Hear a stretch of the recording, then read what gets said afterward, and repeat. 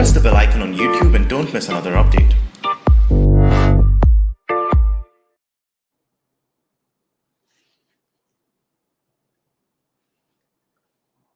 नमस्ते, आप सभी का स्वागत है आज 7 बजे के शो में। और हम बात करने वाले हैं मोदी सरकार के बारे में। हमारे साथ भाऊ जी जुड़ गए हैं, भाऊ तोरसेकर जी और ओंकार चौधरी जी। तो सबसे पहले मैं भाऊ से शुरू करता हूँ। भाऊ, ये बताएं कि हम देख रहे हैं, बहुत सालों से देख रहे हैं, बल्कि नेहरू जी के समय से देख रहे हैं। Nehru ji elected prime minister बने थे 1952 में, और उनकी समस्याएं शुरू हुई थी 7वें साल में। 7 साल के जब पूरे हो रहे थे लगभग 1959 में। इंदिरा गांधी जी 66 में बनी थी और 73 में लगभग उनकी समस्याएं शुरू हुई थी। मनमोहन सिंह जी की समस्याएं आप देख रहे हैं कि वो 2004 में बने तो 2011 के आसपास शुरू हुई थी। तो ये जो 7वें साल वाला रोग है, वो आपको लग रहा है क्या हमारे नरेंद्र मोदी जी को भी लग गया है क्या? मुझे ऐसा नहीं लगता है। ये क्या होता है, यूनिवर्सिटी में बैठे जो प्रोफेसर्स होते हैं ये थियरिया बनाते हैं। अब इनकी थियरी जो है एंटी इनकम्बेंसी होती है, ये जो थियरीज है वो उसमें वो प्रैक्टिस ढालना चाहते, तो वैसा नहीं होता। देखो, आपने कहा सच है, 7वें साल 59 में अगर नेहरू जी का ये शुरू गया था, फिर भी उन्होंने 62 में बड़े जोर शोर से चुनाव जीत लिया था। आप इंदिरा जी की बात कर रहे हो तो 73 में उनका चालू हो गया था, आप बोल रहे हैं, लेकिन 75 तक तो उनकी स्थिति अच्छी थी। वो खुद डर गई, इसलिए कुछ हो गया। तो ये मनमोहन सिंह की तो बात अलग है, वो तो बिना चुनकर आए हुए प्राइम मिनिस्टर थे, और वो प्राइम मिनिस्टर थे ही नहीं, वो प्रॉक्सी थे। तो 7वें साल में उनका कुछ शुरू हो गया। ये कुछ दिल्ली बड़े यूनिवर्सिटीज में बैठे प्रोफेसर ये थियरी बनाते, और बाकी फिर चैनल वगैरह वो एडिटर लोग उसका मार्केटिंग शुरू कर देते। मैं ऐसा कुछ मानता नहीं। देखिए, जो प्राइम मिनिस्टर इसके पहले इंदिरा जी हम ले ले, तो उस वक्त की बात एक थी कि उनकी पार्टी को दूसरा कोई अल्टरनेटिव था नहीं, इसलिए वो बार बार चुनकर आए थे। चाइना का चुनाव, चाइना की वॉर हारने के बाद भी बड़ी जोर शोर से कांग्रेस चुनकर आई थी।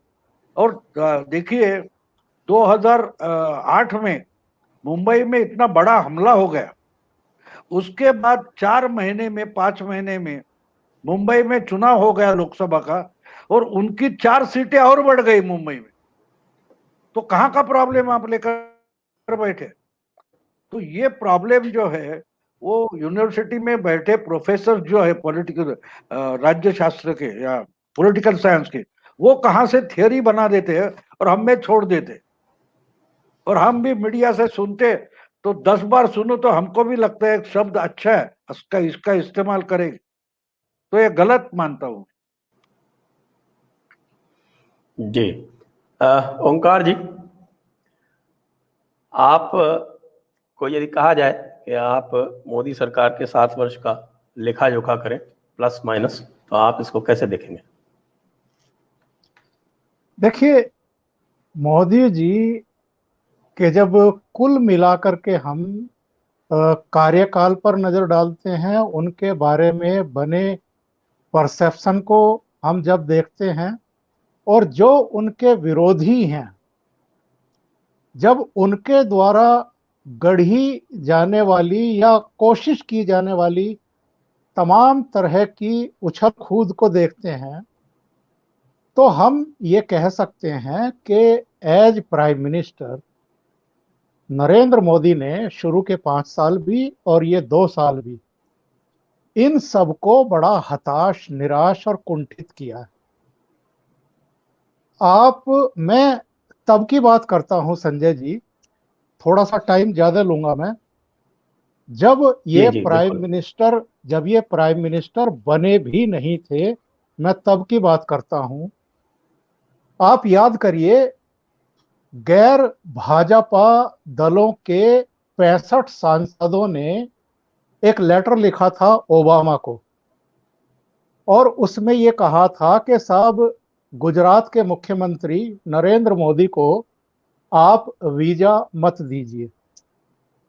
उसमें सीताराम येचुरी का भी नाम था, उसमें जो साबिर अली, इनके अल्पसंख्यक मोर्चा के आजकल बिहार में भारतीय जनता पार्टी के साबिर अली भी थे हस्ताक्षर करने वालों में, और बाद में वो भारतीय जनता पार्टी में शामिल हो गए। तो और गुजरात के मुख्यमंत्री रहते हुए भी इनके खिलाफ किस तरह की पेशबंदी की जाती रही, ये हमसे आपसे किसी से छिपा हुआ नहीं है। और जब इनको प्रधानमंत्री पद का उम्मीदवार बना दिया सितंबर 2013 में, तब क्या तेवर थे विपक्षी दलों के भी, और जो भारतीय जनता पार्टी के साथ थे नीतीश कुमार के भी। लेकिन बाद में नीतीश कुमार फिर से इनके साथ आए। जितने ये परसेप्शन क्रिएट करने वाले थे, सारे उन सबको उठा के देख लीजिए। जो 65 सांसद थे, उनकी क्या गति और दुर्गति हुई, उनके दलों की क्या गति और दुर्गति हुई।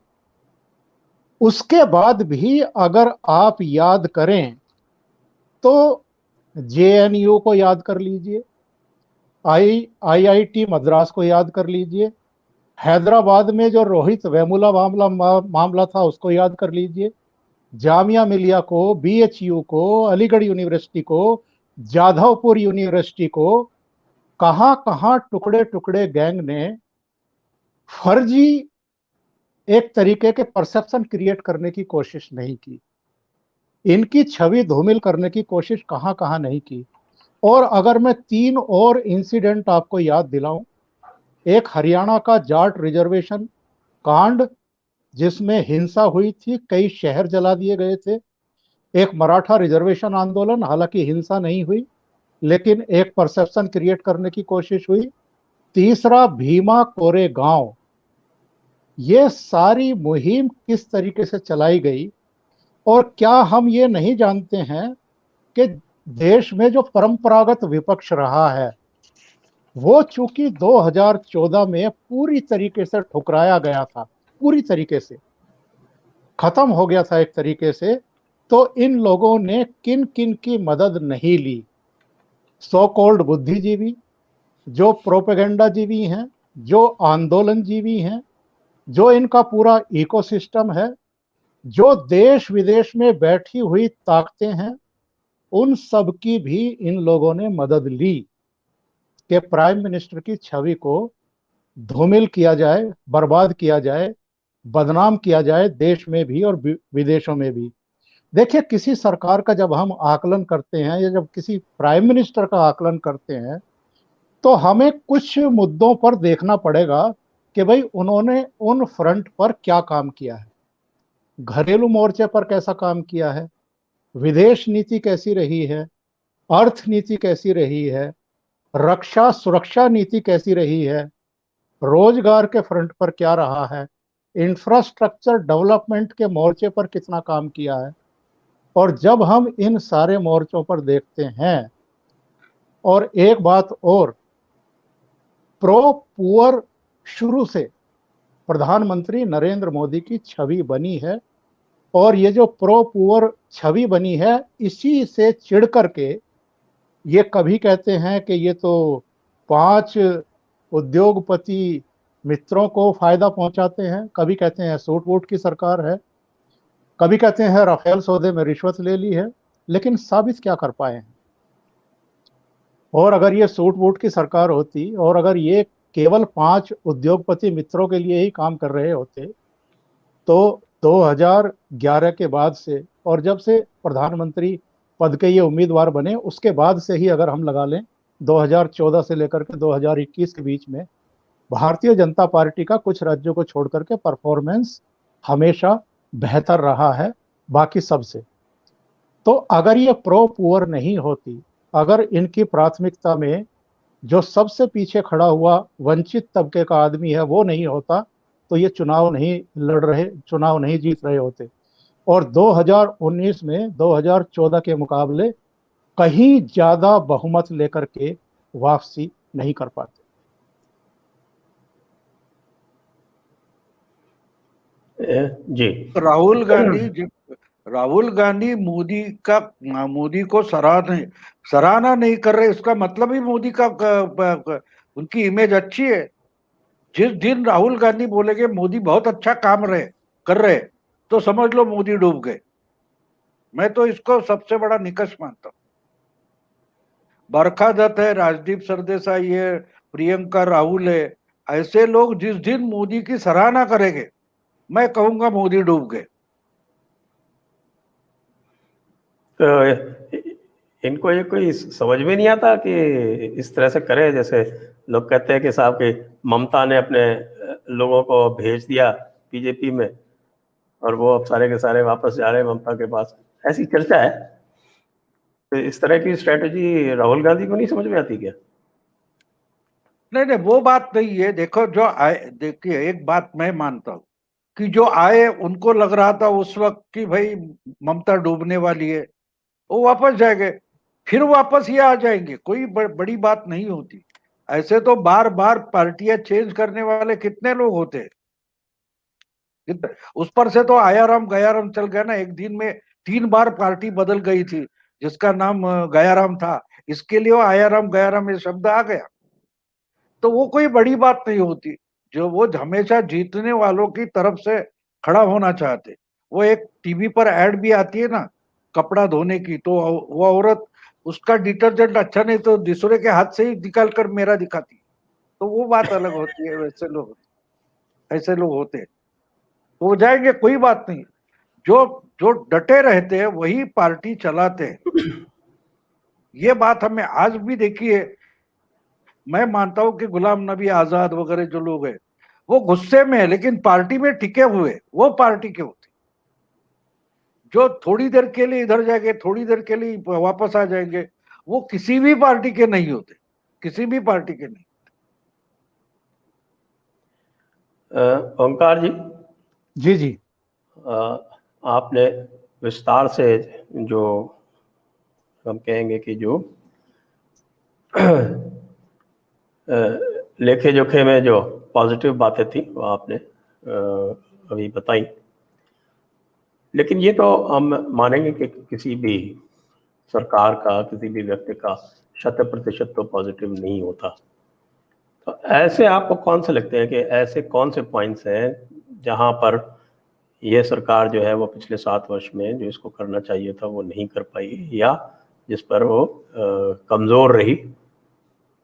ऐसे कौन से बिंदु हैं जिनको आप देखते हैं कि जिस पे सरकार जो है वो असफल रही या कमज़ोर रही, या जिसने, या आप कह सकते हैं कि उसने जो एक्शंस थे वो मुलतवी रखे या उसको आगे बढ़ा दिए?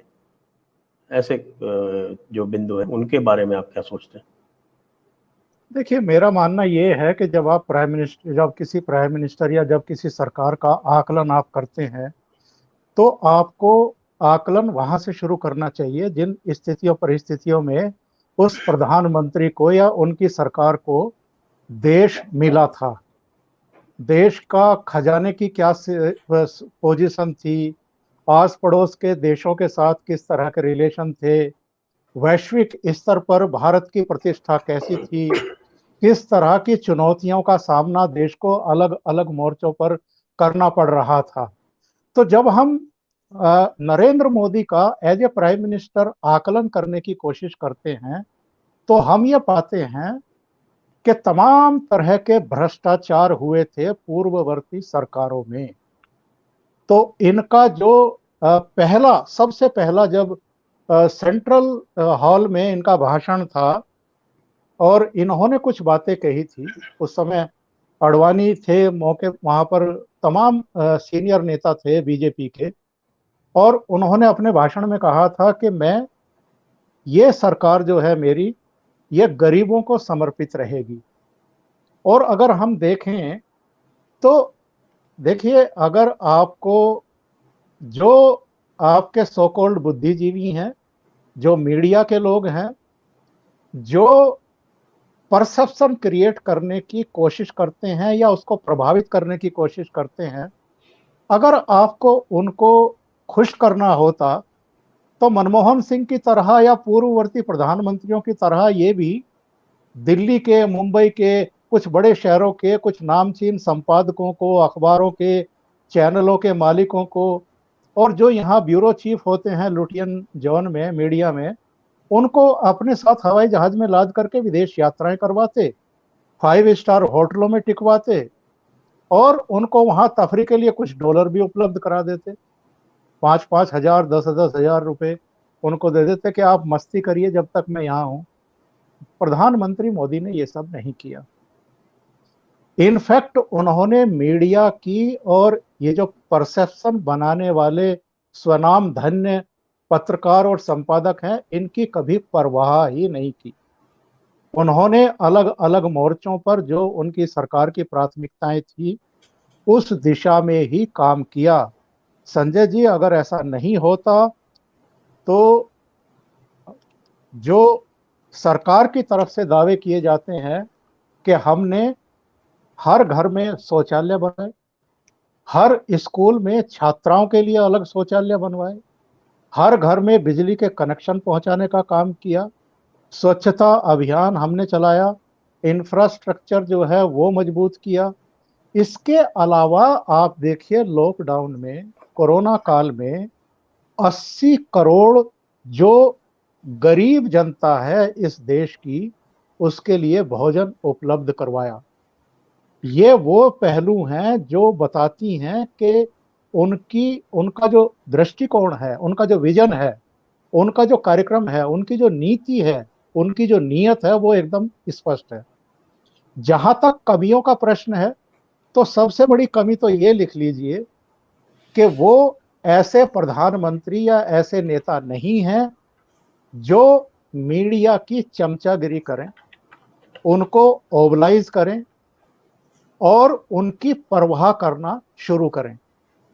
क्योंकि उन्होंने ही अपने इंटरव्यूज में ये कई बार कहा है, और वो मीडिया से कहीं ना कहीं नाराज हैं, जो शो नहीं करते हैं, लेकिन जो उनका एक्ट है, जैसे बड़े से बड़े मीडिया हाउस के लोगों को इंटरव्यू नहीं देना, उनसे बात नहीं करना, उनको साथ लेकर के विदेश यात्राओं पर नहीं जाना, या उनको चाय के लिए या गपशप के लिए बुलाना, उनके साथ गप्पे मारना, रिलेशन ठीक करने की कोशिश करना कि भाई कुछ ऐसी वैसी खबरें ना छपे।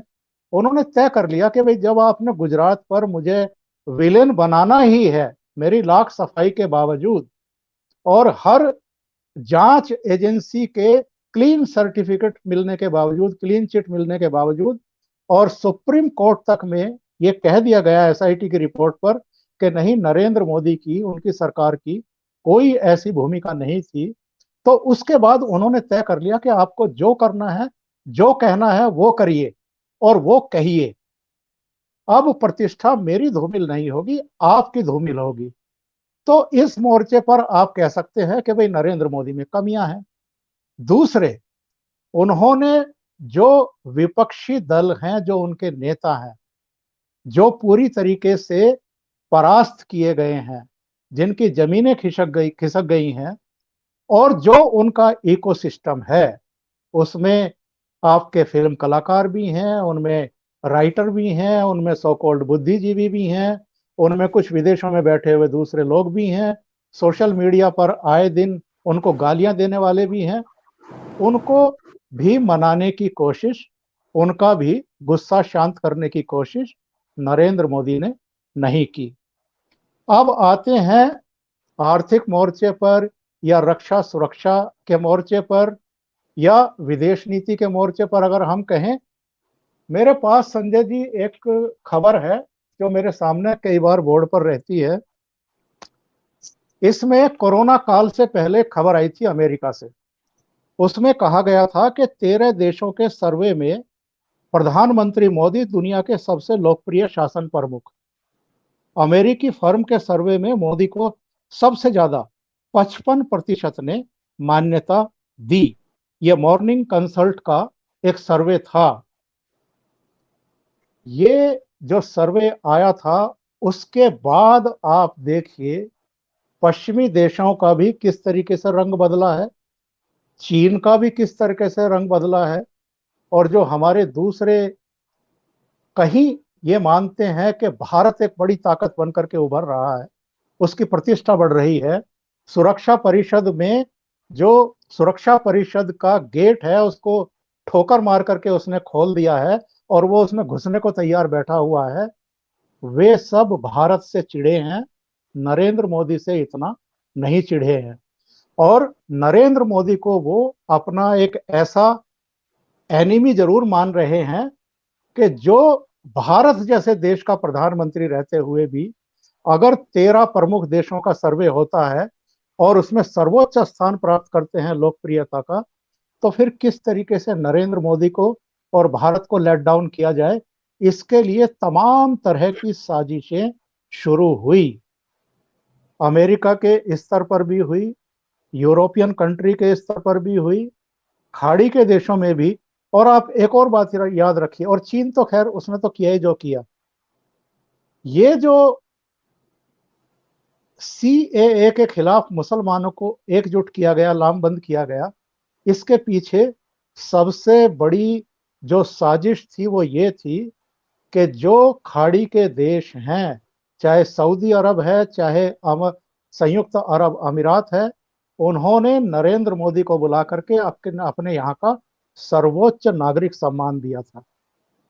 तो जो मुसलमानों की ठेकेदारी करते हैं, जो उनके वोटों की ठेकेदारी करते हैं, उनको लगा कि अगर मुस्लिम देशों में भी नरेंद्र मोदी को इस तरह की प्रशस्ति मिलेगी, सम्मान मिलेगा, तो फिर हमारा क्या। इसलिए उन्होंने यहाँ पर तमाम तरह के षड्यंत्र रचे और ये सीएए का विरोध करना शुरू किया।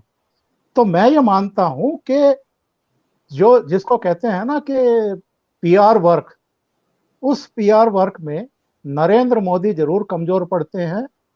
जो विपक्षी दल हैं पार्लियामेंट के भीतर भी उनकी सरकार को कामकाज नहीं करने देते, बाहर से जो प्रोपेगेंडा फैलाते हैं वो फैलाते ही हैं।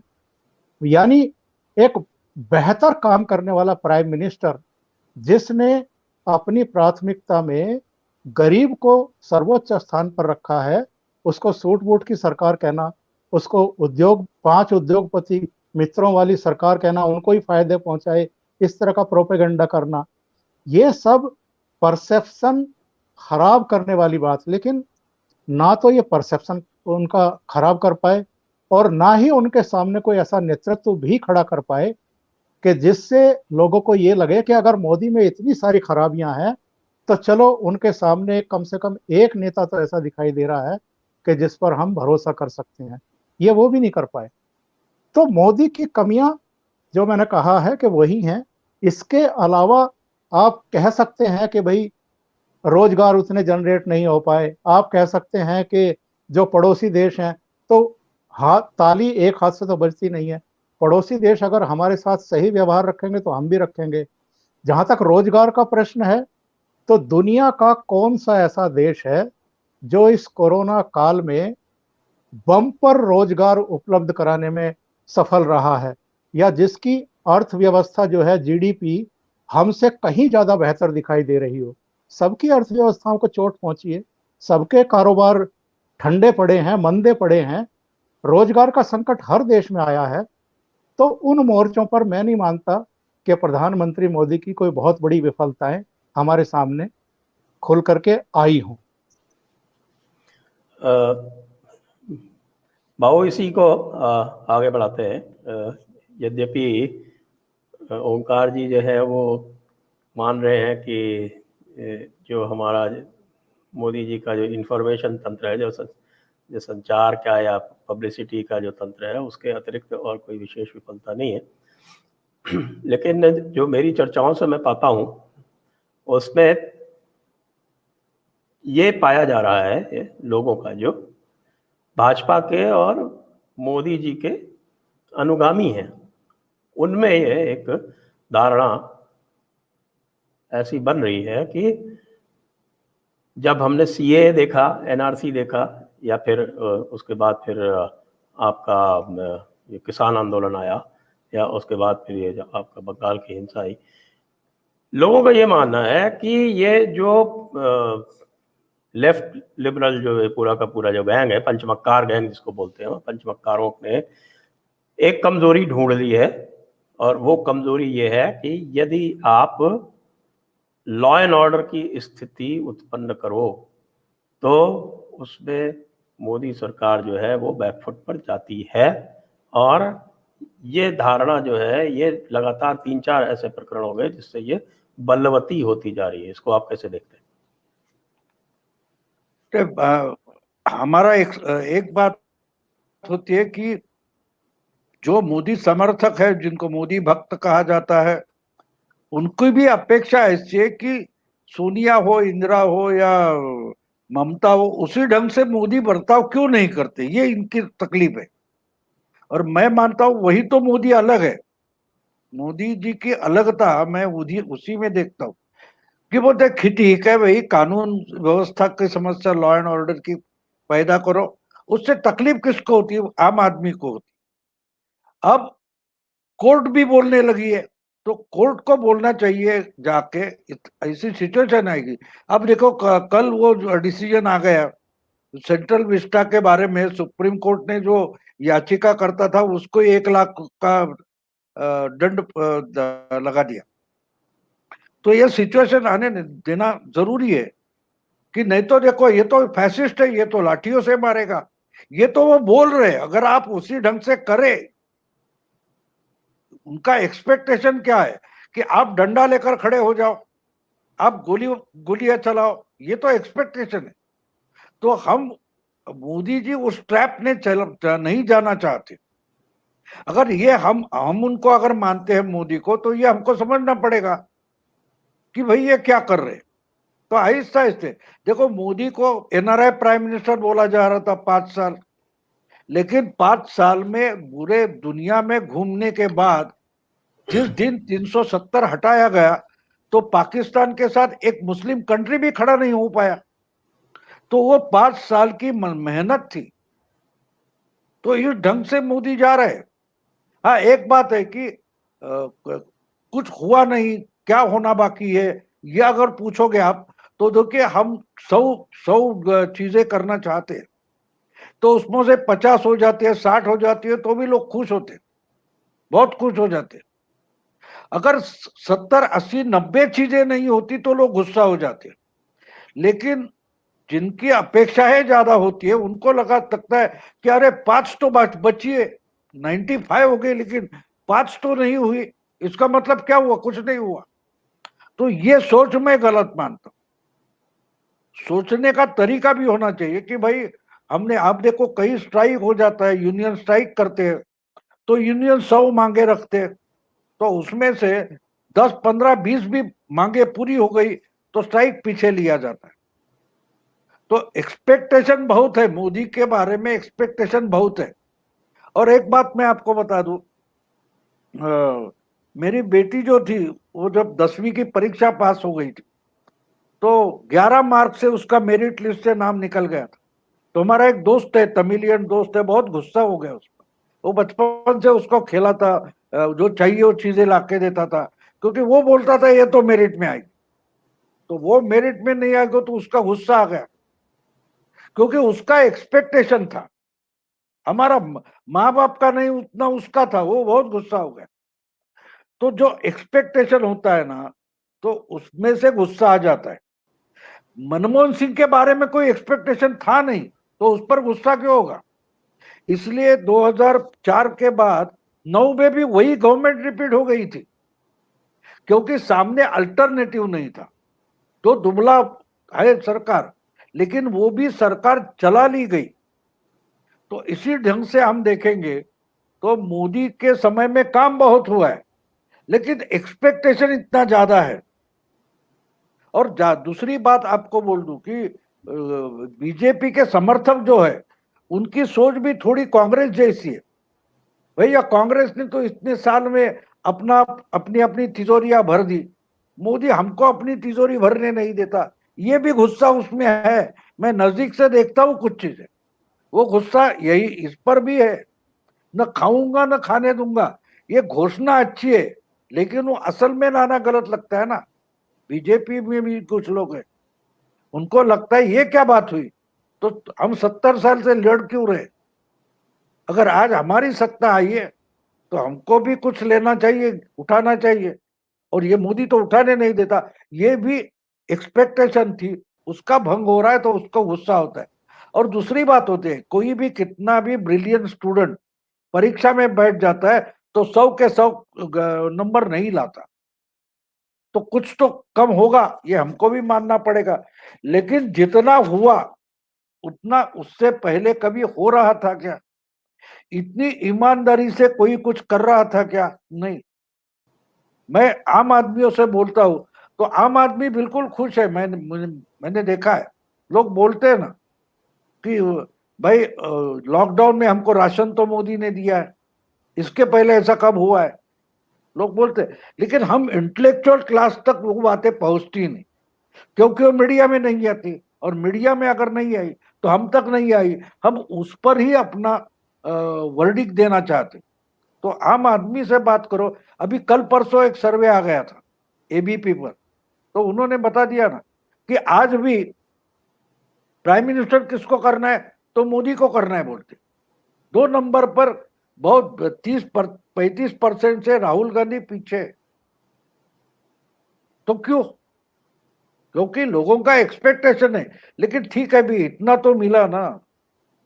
100% तो नहीं होता कोई कोई चीज, there is nothing is perfect.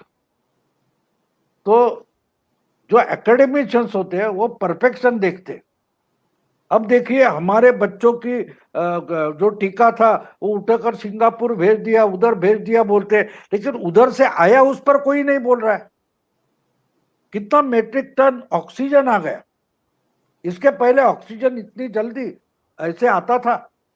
Remdesivir हो या वो पीपीई किट हो या अलग अलग चीजें, कॉन्सेंट्रेटर हो, ये चीजें अपने आप आ गई। नहीं तो हम उस पर भीख मांगते थे। PL 480 क्या था? नेहरू के जमाने में हमको एग्रीमेंट करके भीख मांगनी पड़ती थी।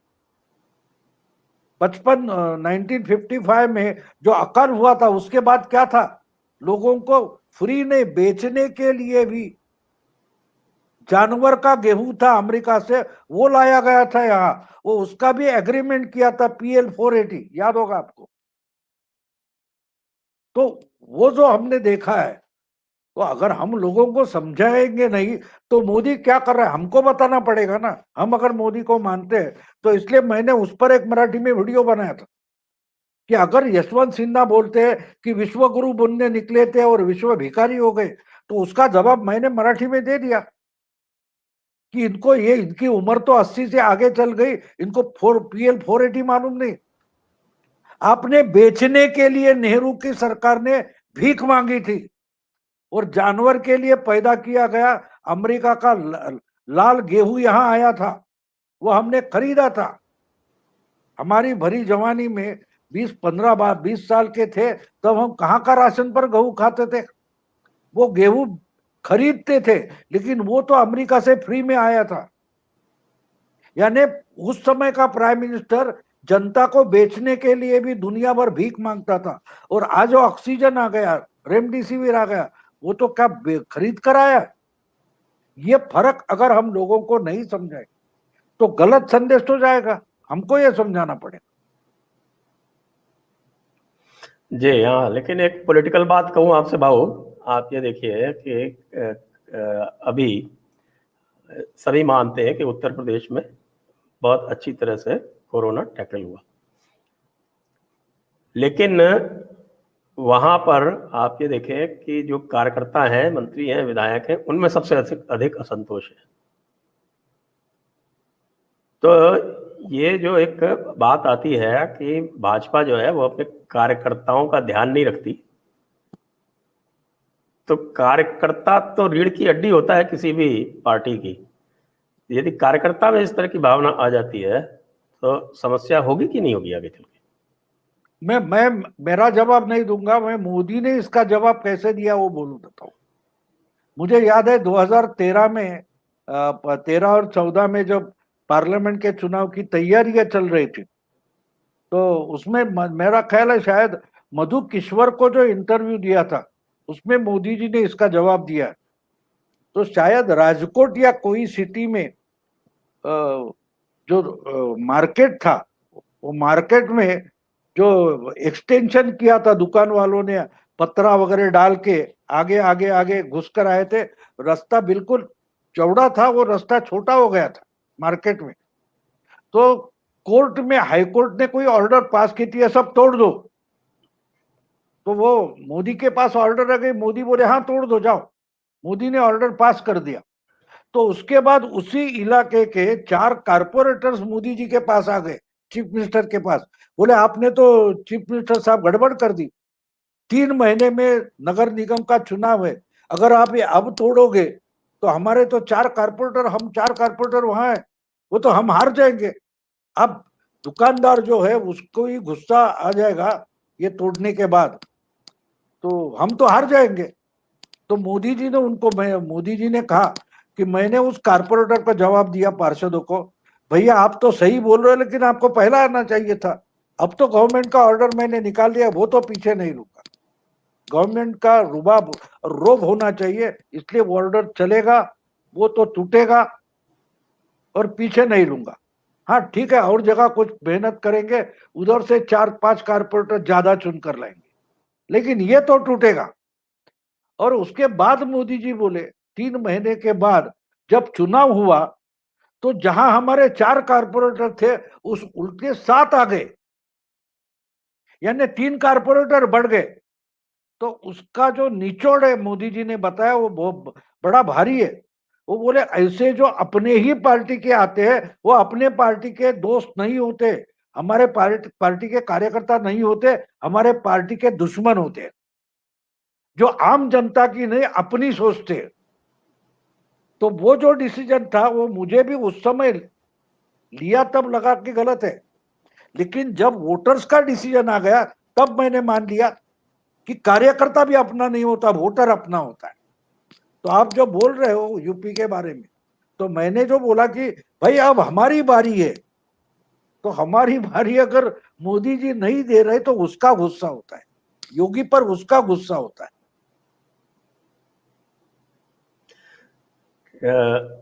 ओंकार जी, अब आपसे इस प्रश्न पूछते हैं, उसके बाद फिर हम चलेंगे दर्शकों के प्रश्नों पर। दर्शकों से मेरा अनुरोध है कि आप अपने प्रश्न अब पूछ लें, और जो लोग जुड़े हुए हैं उनसे ये अनुरोध है कि कृपया चैनल को सब्सक्राइब अवश्य कर लें। आप देख तो रहे ही हैं, साथ साथ सब्सक्राइब भी करते चलें, और इसको वीडियो को शेयर और लाइक भी करते चलें, और पत्रम पुष्पम जो भी आप अनुग्रहित कर सकें वह आपके हम अनुग्रहित रहेंगे। तो ओंकार जी जी जी, एक जो मैं ये मानूंगा कि मोदी जी का एक बहुत ही कमिटेड वोट बैंक है, और वो हिंदूवादियों का वोट बैंक है। मतलब मैं ये शब्द जो है वो सोच समझ कर उपयोग कर रहा हूँ, मैं हिंदू नहीं कर रहा, मैं हिंदूवादियों का एक बहुत बड़ा वोट बैंक है। और ऐसा माना जा रहा है कि बहुत सारे जो कार्य हो जाने चाहिए थे और जिनके बारे में लगातार कहा जा रहा है और पहले भी इसके बारे में बोला जाता रहा है, वो नहीं हुए। जैसे आपके टेक्स्ट बुक्स का रिवीजन, आज भी हम वही इतिहास पढ़ रहे हैं, मुगलों वाला और इस्लामियों वाला। थोड़े बहुत कुछ परिवर्तन हुए, जैसे यूजीसी का एक रिवाइज्ड फ्रेमवर्क आया। हम ऐसी आशा कर रहे हैं कि जो ये नई एजुकेशन पॉलिसी है इसके अंतर्गत जो टेक्स्ट बुक्स लिखी जाएंगी उसमें कुछ परिवर्तन होंगे। और इसके अतिरिक्त भी ये बार बार ये हिंदूवादियों की तरफ से ये प्रश्न आता रहता है कि जो एक तुष्टीकरण की नीति मोदी जी ने अपनाई सेंटर में आने के बाद, विशेषकर याद आप देखेंगे गुजरात में वो कहते थे कि 7 करोड़ गुजराती सारे मेरे हैं, इनमें कोई भेद नहीं है। उन्होंने माइनॉरिटी स्कॉलरशिप इत्यादि की स्कीम्स जो थी उनको लागू करने से मना कर दिया, लेकिन सेंटर में आने के बाद ठीक उसका उल्टा किया। बल्कि जो इस तरह की जो माइनॉरिटी स्कीम थी जिसमें जो कि संविधान सम्मत भी नहीं है। जिनको चुनौती दी गई तो उसमें भी सेंटर का आज तक एफिडेविट नहीं आ रहा, उत्तर नहीं आ रहा, रिप्लाई नहीं आ रही, उसको टाले जा रहे हैं। एएमयू का प्रश्न है, वो एएमयू का प्रश्न जो है उसको टाले जा रहे हैं, जबकि स्वयं ने आरंभ में एफिडेविट दिया था कि ये किसी भी तरह से इसको हम सेंट्रल यूनिवर्सिटी, इसको माइनॉरिटी इंस्टीट्यूशन नहीं मान सकते। तो इस तरह के बहुत सारे इश्यूज हैं जो विमर्श के, नैरेटिव के इश्यूज हैं। तो 303 के बाद भी यदि आप नैरेटिव नहीं सेट करेंगे अपना, तो क्या ये कहा जा सकता है कि आपका जो उद्देश्य है वो सिर्फ शॉर्ट टर्म है और आप लॉन्ग टर्म में भारतीय राष्ट्र को स्थापित करना या उसको सुदृढ़ करना नहीं चाहते, क्योंकि संभवतः आप सिर्फ अगले चुनाव तक देख रहे हैं? देखिए, इसमें दो तीन चीजें हैं। ऐसा तो नहीं है कि उन्होंने बिल्कुल कोई कदम उठाए ही नहीं है या उनकी सरकार की तरफ से कोई प्रयास किसी भी मोर्चे पर हुए ही नहीं हैं। अगर हम 370 की बात करें तो ये मांग भी कोई, और ये भावना भी कोई मुसलमानों की तरफ से तो थी नहीं। जो देश के आम हिंदू हैं उनकी ही ये भावना थी हमेशा कि ये 370 खत्म होनी चाहिए, ये टंटा एकदम खत्म हो जाना चाहिए और जम्मू कश्मीर का पूरी तरीके से भारत में विलय होना चाहिए। जो कभी किसी सरकार ने नहीं किया, वो चौंकाते हुए, और चौंकाने वाले फैसले लेने के लिए तो नरेंद्र मोदी जाने ही जाते हैं, चौंकाते हुए उन्होंने ये काम किया।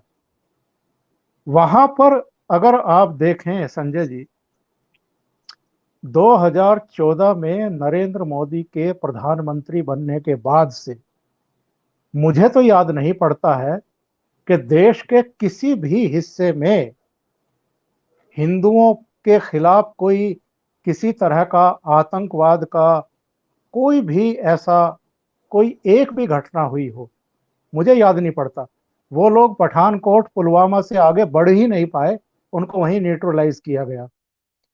तो चाहे मुंबई का अटैक हो, चाहे पार्लियामेंट का अटैक हो, हैदराबाद में होने वाले हों या दूसरे जगहों पर होने वाले हों, मैक्सिमम हिंदू मारे गए थे, मुसलमान भी मारे गए, कम संख्या में मारे गए, पर एक तरीके से ओवरऑल हिंदुओं की भी रक्षा हुई, देश की भी रक्षा हुई, कारोबार की भी रक्षा हुई।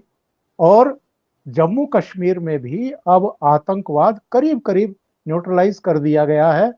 अब अलगाववादी चुप करके बैठे हैं। जो पाकिस्तान का राग अलापते थे, फारूक अब्दुल्ला, उमर अब्दुल्ला, महबूबा मुफ्ती, वो चुप करके बैठ गए हैं।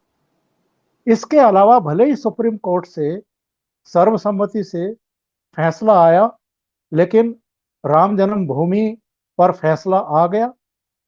उसमें लोग कह सकते हैं कि इसमें नरेंद्र मोदी की क्या भूमिका है, लेकिन नरेंद्र मोदी के रहते हुए, प्रधानमंत्री रहते हुए, जो सैकड़ों सालों से फैसला नहीं आ रहा था, वो अगर आ गया है, उसका अगर शिलान्यास हो गया है, वहां भव्य राम मंदिर का निर्माण शुरू हो चुका है, तो ये भी हिंदुओं के लिए ही हुआ है, किसी और के लिए नहीं हुआ है।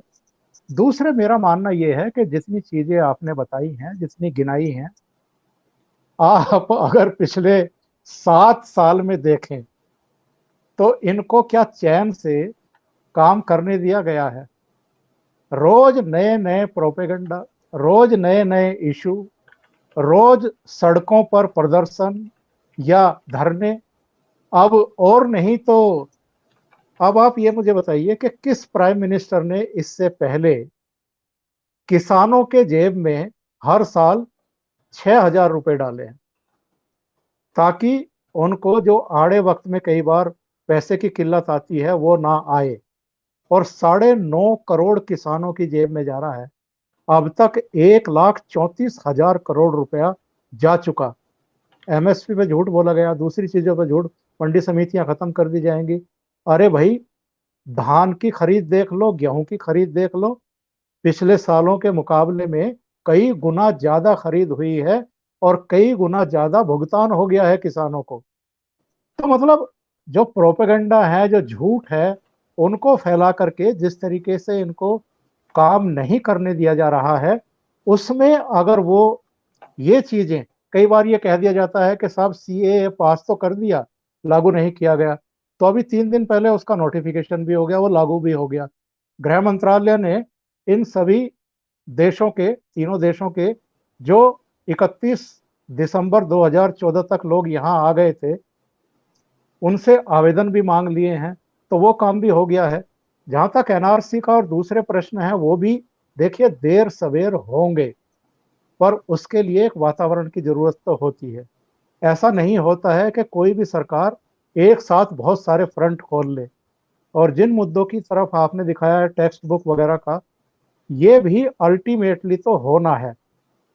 और अटल जी की सरकार के समय भी, जब मुरली मनोहर जोशी मानव संसाधन विकास मंत्री हुआ करते थे, तब भी कुछ तो संशोधन हुए थे, उस पर भी कितना बवाल हुआ था जरा याद करो।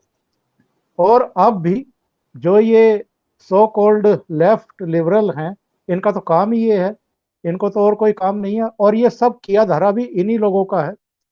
तो जब भी टेक्स्ट बुक में या दूसरी चीजों में इस तरह के सुधार होंगे, तब यहाँ का लेफ्ट लिबरल और जो विदेशों में बैठे हुए इनका इकोसिस्टम है पूरा, वो किस तरीके से फिर पूरी दुनिया को सिर पर उठाएगा, इसकी कल्पना आप करिए। तो वातावरण, माहौल, समय, ये सब कराएगा इन चीजों को, ऐसा मुझे विश्वास लग रहा है। जी, तो अब हम दर्शकों के प्रश्न ले लेते हैं।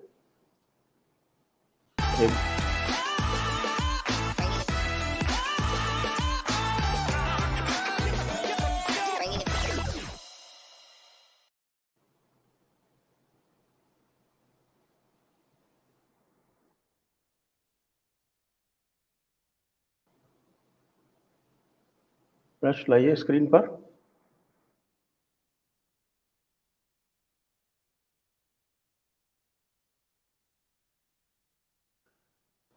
समाधान गावटे, देश विरोधी, हिंदू विरोधी ताकतों को सख्ती से कुचलने के बजाय केसेस प्रलंबित रखना और खुद को इलेक्शन में पूरी तरह से झोंक देना गृह मंत्री अमित शाह की बहुत बड़ी गलती।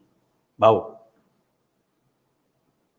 नहीं, चुनाव से तो आए हैं, तो चुनाव में तो झोंकना पड़ेगा, क्योंकि देश विरोधी ताकतें वगैरह बोलना आसान है, लेकिन चुनाव भी ये जरूरी होते हैं, एक साथ देश भी चलाना होता है और लड़ाई भी लड़नी होती है।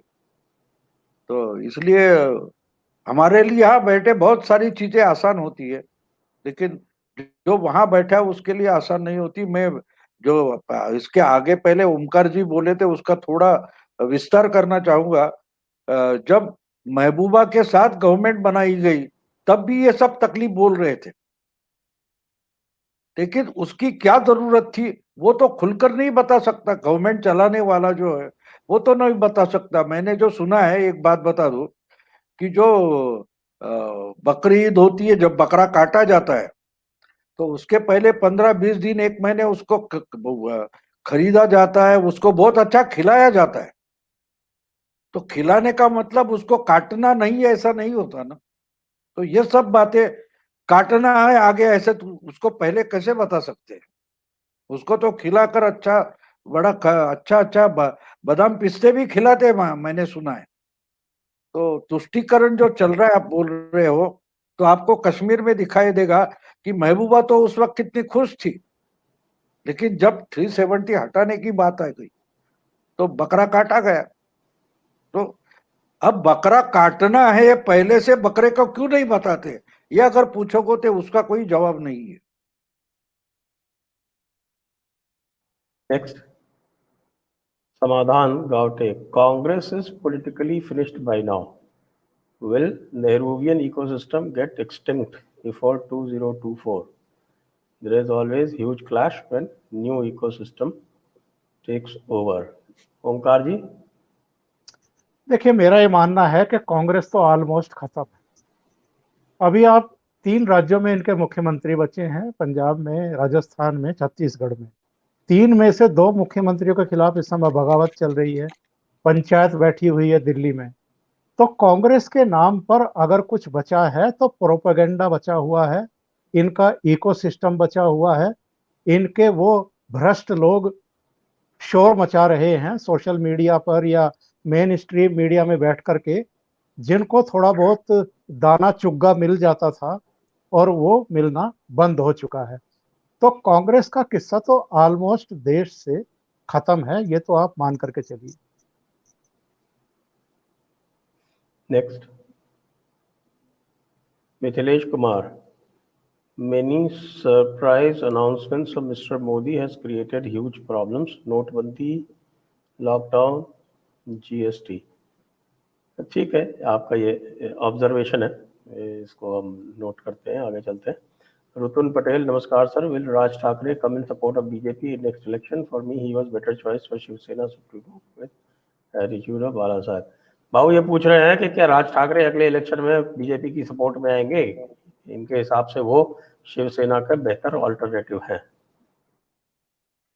मैं नहीं मानता, अभी तो उसकी बात बता नहीं सकते, क्योंकि उनका खुद का संगठन डावाडोल हो गया, वो नए से सिरे से काम करना चाहते हैं।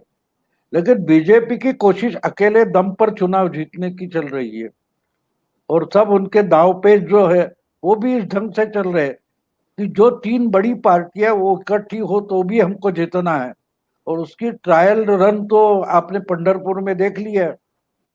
अगर तीनों भी इकट्ठे आ गए तो भी हारने वाले उनको भी मालूम है।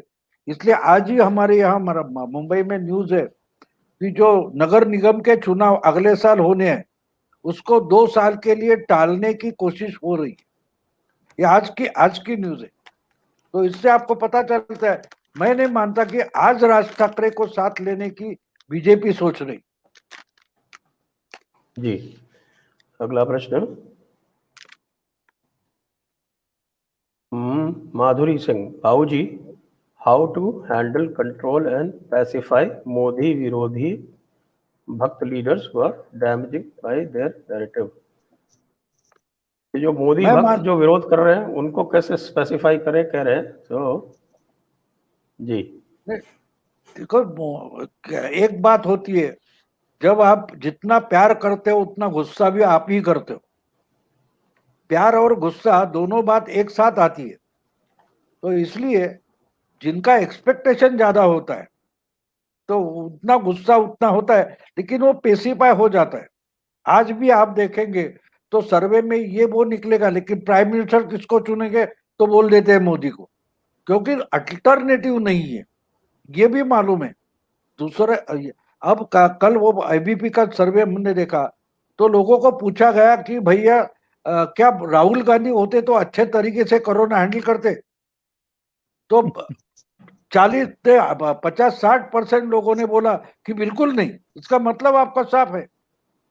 आप घर में जो बच्चे हैं आपके, तो उसमें जो अच्छा करता है आप उससे ज्यादा अच्छा एक्सपेक्ट करते हो, और जो बच्चा डल होता है उससे आप कुछ एक्सपेक्ट ही नहीं करते हो। ये फर्क होता है।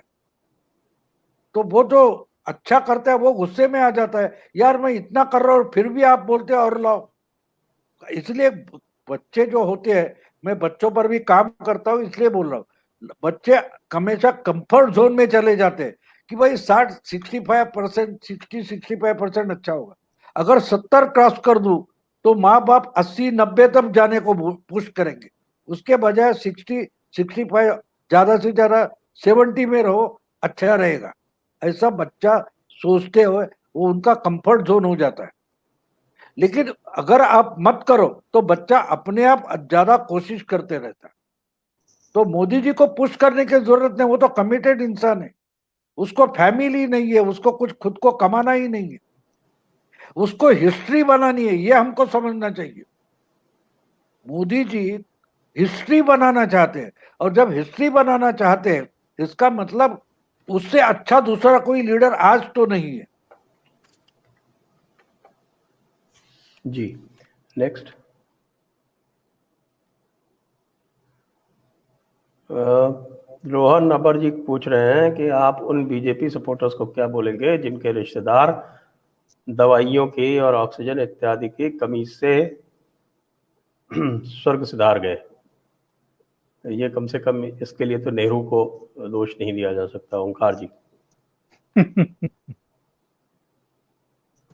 यही तो अंतर है बाकी पार्टियों में और मोदी के शासन में, और कि ये आरोप नहीं लग रहा है कि अगर मोदी प्रधानमंत्री हैं तो जो उनके समर्थक हैं या भारतीय जनता पार्टी के नेताओं के रिश्तेदार हैं उन्हीं का ख्याल रखा जा रहा है।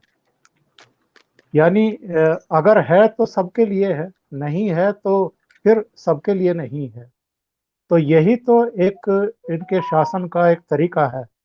उससे बहुत लोग नाराज भी हो जाते हैं और बहुत लोग इसको अच्छा भी मानते हैं। और सबसे बड़ा अनुभव तो पिछले दिनों मुझे भाऊ तोरसेकर ने बताया था, जब मैं एक प्रोग्राम उनके साथ कर रहा था।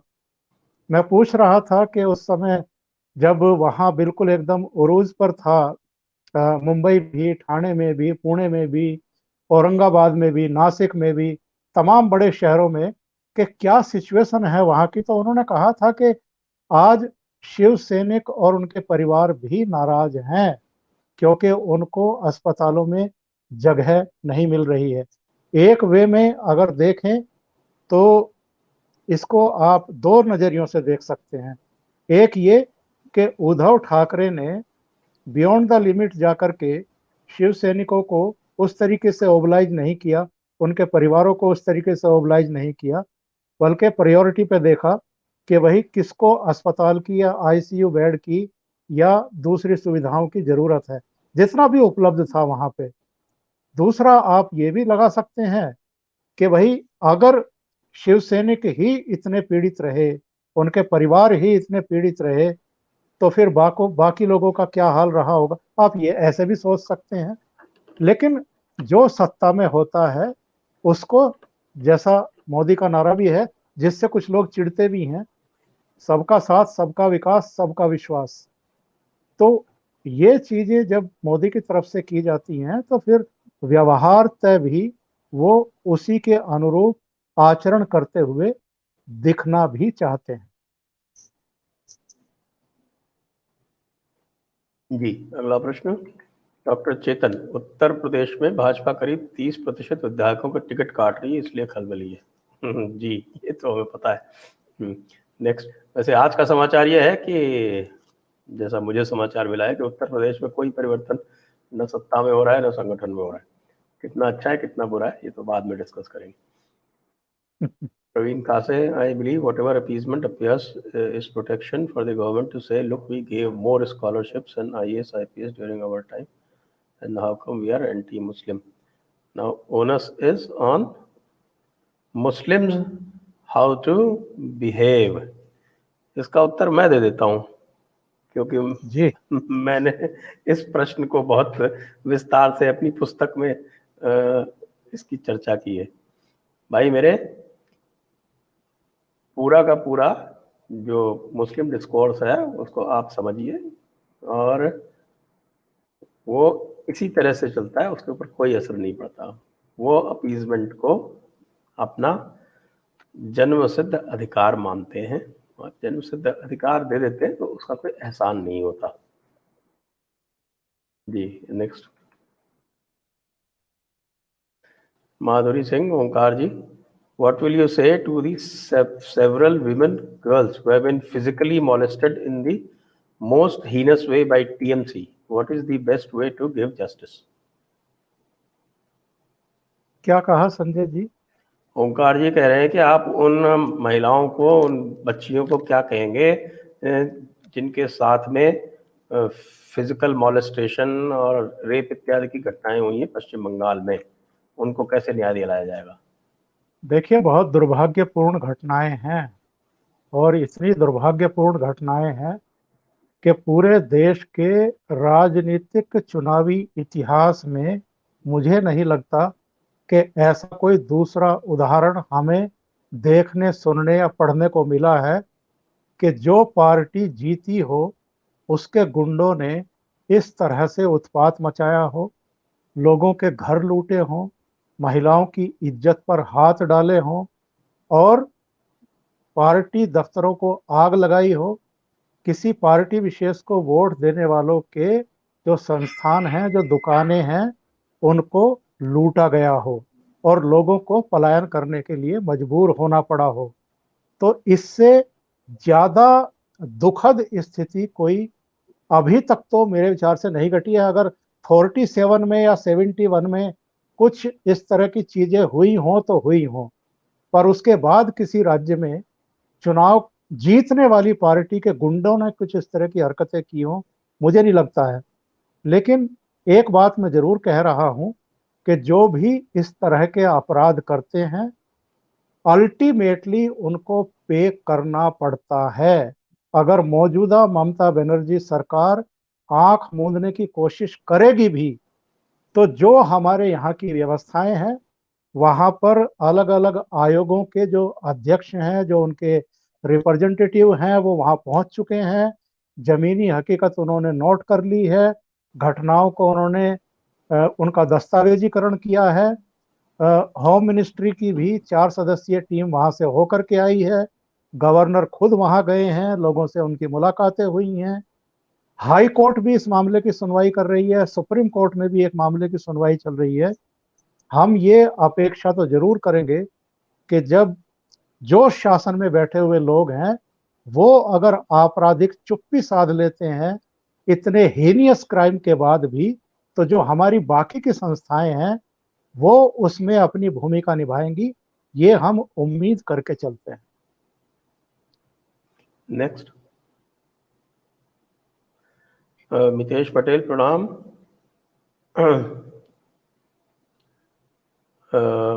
यही प्रश्न पूछ रहे हैं, मैं बाबू को देता हूँ ये प्रश्न कि मैं ये मान सकता हूँ कि कोई नेशनल सिक्योरिटी के लिए बहुत बड़ी बड़ी चीज़ें हो रही होंगी बंगाल में, लेकिन जो हमारी माताएं, बहनें, बेटियां जिनके साथ वहाँ बलात्कार हुआ है, उनके लिए क्या कुछ नहीं कर सकती थी ये मोदी सरकार? बाबू। मोदी सरकार को जो काम करना है वो कानून के दायरे में रहकर करना पड़ता है, ये बड़ी दिक्कत है। आपने देखा कि कानून जो तोड़ने वाला होता है उसके लिए कानून उसको संरक्षण फिर भी देता है। ये दुविधा है हमारे कानून की। हमारे कानून की दुविधा आप समझ लो कि एक अब ममता वो उनके चीफ सेक्रेटरी को अगर ट्रांसफर कर दिया तो नहीं भेजूंगी बोलते, तो करे क्या? अब उस पर कोर्ट जाओ, आप बार बार कोर्ट जाओ। ये तो अभी उस पर जब कोई कड़ा कानून आ जाएगा तो लोग उसका स्वागत करेंगे। इसके लिए पार्श्वभूमि बनानी पड़ती है। तो एक कानून बनाओ। अभी देखो ट्विटर पर इतना झमेला हो गया कि ये आप इतना क्यों लंबा कर रहे हो, तो उसकी जो पार्श्वभूमि है वो बनानी पड़ती है कि भाई इतना हो गया फिर भी देखो ममता कुछ कर नहीं रही है, इसलिए हमको कड़ा कानून करना पड़ेगा। तो कड़ा कानून करने के लिए ये बलिदान देना पड़ता है। ये दुर्दैवी बात है, लेकिन है तो है, क्योंकि कानून का राज अगर चलाना है तो ये बात होती है। क्योंकि नहीं तो कोर्ट ही खड़ी होकर उल्टा पूछेगी, प्रधानमंत्री को पूछेगी उल्टे जवाब। आपको याद है कि बार बार ये पूछा गया है। नेक्स्ट, जहांगीर गोटला जी पूछ रहे हैं कि isn't it time for a hard crackdown on problem makers? ओंकार जी, क्या प्रॉब्लम मेकर्स पे हार्ड क्रैकडाउन का समय नहीं आ गया है?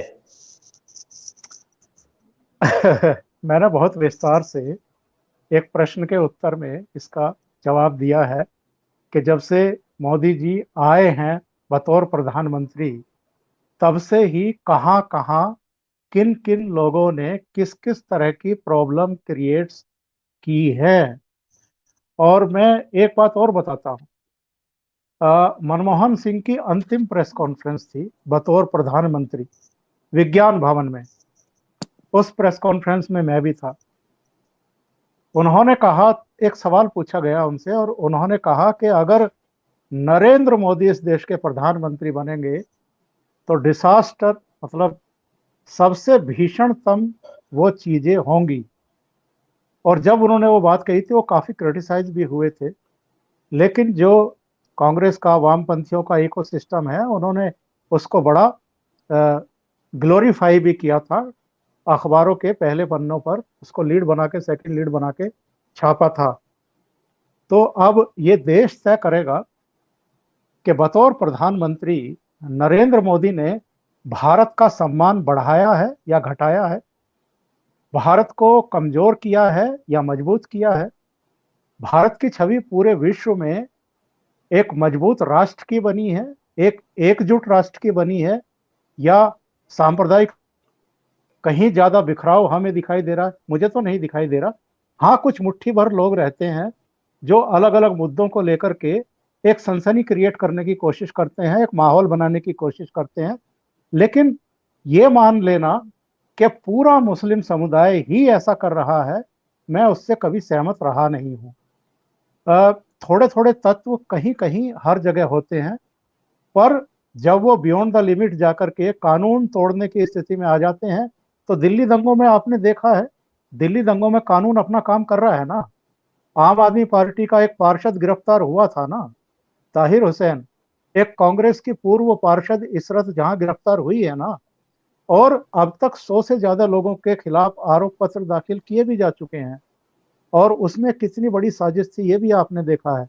तो ऐसा नहीं है, अगर कोई अपराध करता है, अगर कोई इस तरह की प्रॉब्लम्स क्रिएट करता है, अब जो इस समय ये सो कॉल्ड किसान आंदोलन चल रहा है, इसमें इनके नेताओं के खिलाफ कितनी गंभीर धाराओं में मुकदमे दर्ज हो चुके हैं। लाल किला वाले प्रकरण को लेकर के, आईटीओ वाले प्रकरण को लेकर के, जो अंडरटेकिंग दी गई थी दिल्ली पुलिस को उसको तोड़ने को लेकर के, ये आम लोगों को पता नहीं चलता है, लेकिन उन नेताओं को पता है कि उनके कुकर्मों की सजा उनको अल्टीमेटली मिलने वाली है। आगे जाकर के कोई सरकार इन मुकदमों को वापस ना ले ले वो अलग बात है, लेकिन जो संगीन धाराओं में मामले दर्ज होते हैं उनको वापस लेना अदालत से इतना आसान नहीं होता है। तो और उसके लिए अल्टीमेटली अदालत की उनको परमिशन चाहिए होती है, अदालत की परमिशन हाँ, उनको चाहिए। भुगतना पड़ता है उसके लिए। Next, Mithilesh Kumar, for setting narratives mister Modi needs to do regular press conferences like White House, speak on policies and reply to critical press on the spot. Thank you, आपकी एडवाइस हम पहुंचा देंगे आगे तक। अक्षय चिटनीस, नमस्ते भाऊ, सुप्रीम कोर्ट का एससी एक्ट में जजमेंट आया था, उसको मोदी गवर्नमेंट ने रिजेक्ट किया था, क्या पॉलिटिकल कैलकुलेशन होगा इसके लिए? भाऊ से प्रश्न। नहीं, वो तकाजा था, वो उन्होंने पूरा किया है। लेकिन मैं मानता हूं, मैं जिस ढंग से ये गवर्नमेंट जा रही है, मैं देख रहा हूं कि शायद अगले कुछ सालों में आरक्षण की कंसेप्ट ही निकल जाएगी, ऐसे मैं मानता हूं। लेकिन ये बातें आज बोलना गलत होगा, क्योंकि उस पर माहौल अलग सा बनाया जाता है। उसको हम अगर SC ST के मामले में जो हुआ है वो सब हटाना जरूरी है, लेकिन आज अगर कर दो तो सब लोग एक साथ अनेक फ्रंट नहीं ओपन कर सकते। तो धीरे धीरे से आपको एक बात बता दूं कि 5 साल निकल गए, लेकिन 5 साल होते होते प्रशांत भूषण तो न्यूट्रलाइज हो गए, इंदिरा जयसिंह न्यूट्रलाइज हो गई। नहीं तो ये कितनी रोज उठकर ये कुछ ना कुछ PIL लेके जाते थे, आज ये सब न्यूट्रलाइज हो गए। हम भूल जाते हैं जो हुआ, वो हम भूल जाते हैं, जो कुछ बचा है उसके बारे में रोज चर्चा करते। प्रशांत भूषण है कहाँ, मुझे बोलिए। ये तो हर दिन ही आदमी जाके कुछ ना कुछ उल्टा सीधा, खुद जज अब हैरान हो गए, परेशान हो गए, इनको निकाल दिया बाहर। इंदिरा जयसिंह, ये जो PIL वाले जी गैंग थी, वो सुप्रीम कोर्ट से बात हो गई। तो होता है आहिस्ते आहिस्ते, जिसके परिणाम है, वो परिणाम जब आम जनता भी ये करती है तो उसको भी कन्वर्ट होना पड़ता है। मोदी ठंडा करके पियो वाले हैं, ये हमको समझना चाहिए। नेक्स्ट, डॉक्टर चेतन भाऊ, कृपया प्रतिपक्ष चैनल पर आपका पेटीएम या बैंक अकाउंट नंबर दें। दे देंगे, प्रतिपक्ष कहते चलिए, इसी के साथ अकेले की नहीं, बहुत सारे श्रोताओं की वो डिमांड है, लेकिन मैं अभी उस पर कुछ कर नहीं रहा हूँ, करूंगा, जो बहुत जल्दी करूंगा। इसी के साथ आज का ये एपिसोड समाप्त करते हैं। आप दोनों सज्जनों को बहुत बहुत धन्यवाद। भाऊ को बहुत बहुत धन्यवाद और ओंकार जी को बहुत बहुत धन्यवाद। Thank you sir. इस एपिसोड पे बहुत दिनों से लोग डिमांड कर रहे थे और आज ये हुआ, और इसके लिए आप लोगों को धन्यवाद। दर्शकों को भी बहुत बहुत धन्यवाद, इतनी संख्या में वो हमसे जुड़े। जय Hind, Vande Mataram. Press the bell icon on YouTube and don't miss another